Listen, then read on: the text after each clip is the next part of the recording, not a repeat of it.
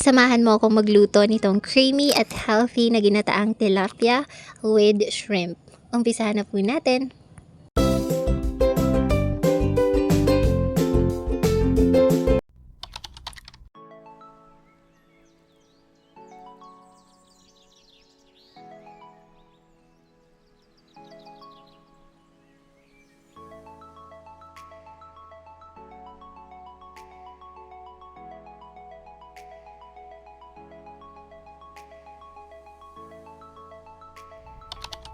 Isa po nating lagyan ng salt yung ating fresh tilapia.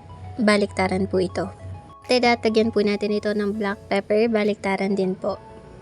Set aside natin ito for a few minutes. Tapos iprito na po natin sa kumukulong mantika.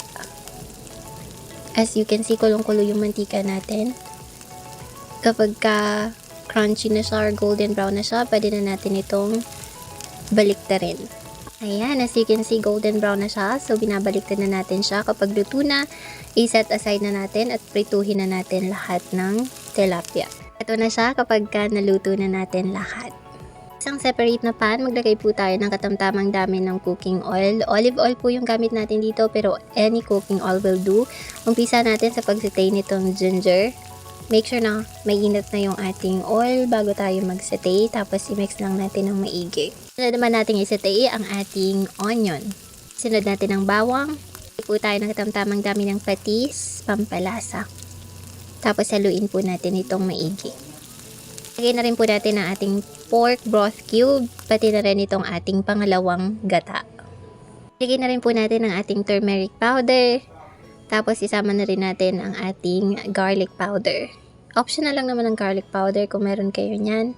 Kung wala, pwede na nating skip to. Tapos haluin lang po nating mabuti. Para na siyang curry, pero hindi po tayo naglagay ng curry dyan. Turmeric powder lang po yung nakapagpakulay sa kanya. Mix well lang po natin para hindi mamuo yung mga powders na nilagay natin. Tapos ilagay na rin natin itong ating black pepper. As you can see, nagsisimmer na siya or medyo kumukulo na. So continue mixing lang para hindi mamuo ang ating gata. Tapos, perfect time na rin ito para ilagay na natin isa-isa ang ating mga piniritong fresh tilapia kanina.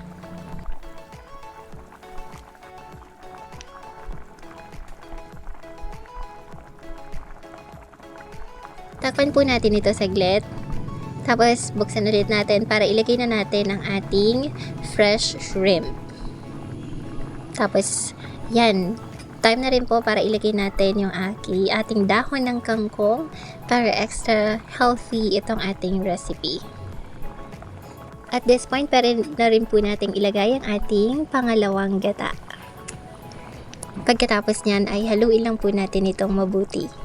As you can see, nahalo na natin siyang maigi. So, lagyan lang natin ito ng konting dami ng asin para dagdag pampalasa. Pero kung okay na sa inyo yung lasa kanina, then no need to add salt. Pero this time, naglagay po tayo ng asin para mas malasa ang ating niluluto.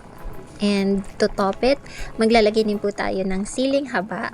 Extra way din to para mas lalong maging colorful at spicy ang ating recipe. Voila! Narito na po ang ating final product. Sobrang sarap po nitong pang-ulam sa tanghalian, umaga at pwede rin sa gabi. Sobrang creamy po at sobrang sarap. Sana po nagustuhan ninyo. Happy eating! Bye!